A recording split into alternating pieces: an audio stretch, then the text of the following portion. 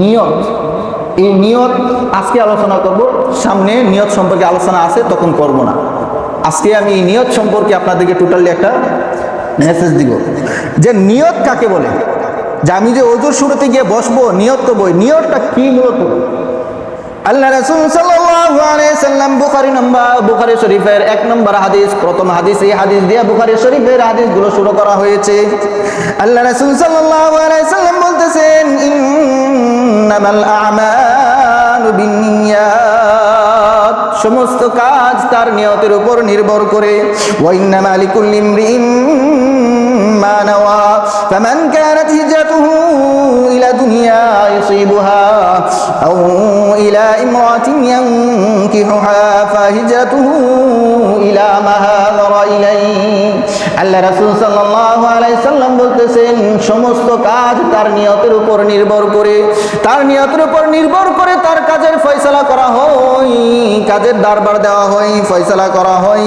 ফামান কানাত হিজরাতুহু, যদি কোনো ব্যক্তি দুনিয়া হাসিলের জন্য হিজরত করে, হিজরাতুহু ইলা দুনিয়া ইউসিবুহা আও ইলা ইমরাতিন ইয়ানকিহুহা, আর যদি কোনো ব্যক্তি কোনো মহিলাকে বিবাহ করার জন্য, মহিলার সঙ্গে সম্পর্ক স্থাপনের জন্য যদি সে হিজরত করে, আল্লাহ রাসূল সাল্লাল্লাহু আলাইহি সাল্লাম বলতেছেন, ফাহিজরাতুহু মা ইলা মা হাজারা ইলাইহি, সেই জন্য যে জন্য হিজরত করেছে তার সেই উদ্দেশ্যই ধর্তব্য হবে।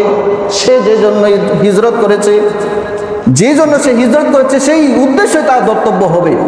যদি দেখাইতে চাইতেছে যে কি সে হিজরত করছে, কাফের বেঈমানদের সাথে যুদ্ধ করবে, কিন্তু মূলত তার অন্তরে নিয়ত হইতেছে গিয়ে আমি সফর করতেছি, আমি যাইতেছি ফিলিস্তিন যাইতেছি, কাফেরদের সঙ্গে মানুষকে এটা বুঝাইতেছি কাফেরদের সঙ্গে যুদ্ধ করব গিয়ে, কিন্তু আমার মনের ভিতরে নিয়ত হইতেছে গিয়ে আমি সেখানে গিয়ে সেখান থেকে একটা সুন্দরী রমণী দেখে তাকে বিয়ে করব। তাহলে আপনি দেখাইতেছেন একটা, অন্তরে নিয়ত একটা, তাহলে আপনার যে অন্তরে নিয়ত, সেই অন্তরে নিয়তে সাব্যস্ত হবে আপনি মানুষকে যেটা দেখাইতে চাইতেছেন, বুঝাইতে চাইতেছেন, সেটার সওয়াব আপনি পাইবেন না। সেটার সওয়াব আমি কি করব না, পাইব না। এক সাহাবী কি করছিল, এটার অনেক মুফাসসিরিন কেরাম বা অনেক হাদিস বিশারদগণ এই হাদিসের অনেক ব্যাখ্যা বিশ্লেষণ তুলে ধরছেন। তো এর মধ্যে সংক্ষিপ্ত আপনাদেরকে একটা বলে দিই। এক সাহাবী কি করছিল, এই সফর করছিল এই উদ্দেশ্যে যে সে কি সেখানে গিয়া সেখানে তার এক মহব্বতের মানুষ সুন্দরী এক রমণী, তার সঙ্গে গিয়ে দেখা সাক্ষাৎ করবে, তাকে বিয়ে করবে। কিন্তু যেই বাহিনীর সঙ্গে গিয়েছিল সেই বাহিনীটি ছিল মুজাহিদ বাহিনী, অর্থাৎ তারা যুদ্ধ করার জন্য বের হয়েছিল। সে তাদের সঙ্গে হয়ে বের হয়েছিল, তাদেরকে বুঝাইতেছে যে আমি কি যুদ্ধে আসছি। তার মনের ভিতরে নিয়ত ছিল সেখানে গিয়ে আমি সেই সুন্দরী রমণীকে বিয়ে করব। তখন এই হাদিসটা কি করা হয়েছে, আল্লাহ রাসূল সাল্লাল্লাহু আলাইহি সাল্লাম এই হাদিসটা সাহাবায়ে কেরামদের মধ্যে শোনাইতেছেন। এই শোনো, প্রত্যেক আমল তার নিয়তের উপর নির্ভর করে। তোমাদের মধ্যে যদি যারা যে নিয়ত করবে সেই নিয়তের উপর বক্তব্য করে তার ফয়সালা করা হবে। কেউ যদি সফর করে সে দুনিয়ার উদ্দেশ্যের জন্য, তাহলে তার দুনিয়ায় হাসিল হবে, সে অন্য কিছু পাবে না। কেউ যদি সফর করে কোনো সুন্দরী রমণীকে বিয়ে করার জন্য, তাহলে সেই উদ্দেশ্যে হাসিল হবে, অন্য কোনো উদ্দেশ্য হাসিল হবে না। এই হাদিস আল্লাহ রাসূল সাল্লাল্লাহু আলাইহি সাল্লাম শোনাই দিয়েছে। এর মানে কি, নিয়তটা কি অন্তর থেকে না বাহির থেকে? অন্তর থেকে যে নিয়তটা আমার অন্তর থেকে আসে সেটাই আমার প্রকৃত নিয়ত। আপনাকে মুখে বলতে হবে, কাজে দেখাইতে হবে, এটা না। আপনার অন্তরে যে মূলত নিয়তটা আছে সেটাই হচ্ছে কি নিয়ত। আল কসদু, ইরাদা করা না, ইচ্ছা করা, মনের মধ্যে সংকল্প করা, ইচ্ছা করার নামে হচ্ছে কি নিয়ত। এরপরে দেখেন আরো সুন্দর করে আল্লাহ রাসূল সাল্লাল্লাহু আলাইহি সাল্লাম বলতেছে, মান হাম্মা বিহাসানাতিন ফালাম ইয়ামালহা কুতিবাত লাহু হাসানাহ। আল্লাহু আকবার।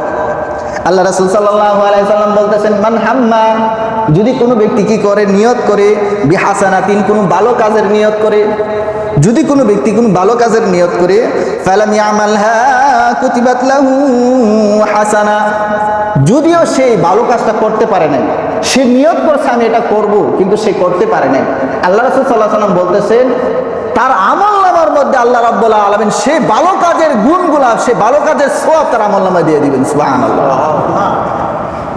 দেখছেন, সে শুধু নিয়ত করছে, নিয়তের কারণে তার আমলনামার মধ্যে সেই আমলের সওয়াব দিয়ে দেওয়া হয়েছে, অথচ সেই আমলটা করে নাই। এরপর আল্লাহ রাসূল সাল্লাল্লাহু আলাইহি সাল্লাম বলতেছেন, মান তাযাওয়াজা বিসাদাকিন লা ইয়ানওয়ি আদাহু ফাহুয়া জানি। কোনো ব্যক্তি কি করলো, এই নিয়তে কোনো মহিলাকে বিয়ে করলো, কোনো নারীকে বিয়ে করলো, যে কি সে সদকা, সেই যে ইয়াটা আছে, মোহরটা আছে, সেই মোহরটা সে কি করবে না, আদায় করবে না, দিবে না। এই নিয়তে যদি কোনো মহিলাকে বিয়ে করে, সে বিয়ের পর সে মোহরানা দিবে না, তাহলে সে হইল জানি, জিনাকারী। নাউজুবিল্লাহ মিন যালিক। যে আমাদের মধ্যে অনেকেই আছে, এই মোহরের টাকা নাই, মোহরের টাকা নাই, মোহরের টাকা নাই, কি করি, বিয়েটা কইরা লাগে, দরকার নাই তো, পরে এটা তো মানুষ দেই না। না, এটা আপনার উপর আবশ্যক। মোহরের টাকা যদি আপনি উপস্থিত সময় না দিতে পারেন, উত্তম হইতেছে গিয়ে উপস্থিত সময় তার মোহরের টাকাটা দিয়ে দেওয়া। যদি না দিতে পারেন, তাহলে পরবর্তী সময়ে আর তার কাছে আপনার সেই টাকাটা দিয়ে দিতে হবে। আর নয় কিয়ামতের দিনও আপনি এই টাকার, এই মোহরানা থেকে ছাড় পাইবেন না যদি সে দাবি না ছাড়ে। মৃত্যুর পর আপনাকে রেহাই দিবেন আল্লাহ রাব্বুল আলামিন। সেই মহরণা আদায় করতে হবে, সেই মহরণা দিতে হবে। এখন আপনার নিয়ত হচ্ছে আপনি বিয়ে করেছেন, কিন্তু আপনার মনের ভিতরে নিয়ত হইতেছে আমি বিয়ে করেছি, তার মহরণা আমি দিব না, এই নিয়তে আমি বিয়ে করেছি। তাহলে আল্লাহ রাসূল সাল্লাল্লাহু আলাইহি সাল্লাম বলতেছেন তুমি হইল জিনাকুর, তুমি কি একজন জিনাকুর। এরপরে আল্লাহ রাসূল সাল্লাল্লাহু আলাইহি সাল্লাম বলতেছেন, ওয়ামান আদানা দাইনান ওয়া হুয়া লা ইয়ানওয়ি কাদাহু ফাহুয়া সারিক। যদি কোনো ব্যক্তি কারো কাছ থেকে কোনো টাকা পয়সা নিল, ধার নিল, অতঃপর এই নিয়তে নিল যে কি সে এরপরে টাকা সে দিবে না, তার এই দান, তার এই খরচ সে কি করবে না, আদায় করবে না, তাহলে আল্লাহ রাসূল সাল্লাল্লাহু আলাইহি সাল্লাম বলতেছেন সে হইতেছে সুর। কি? সে হইতেছে সুর।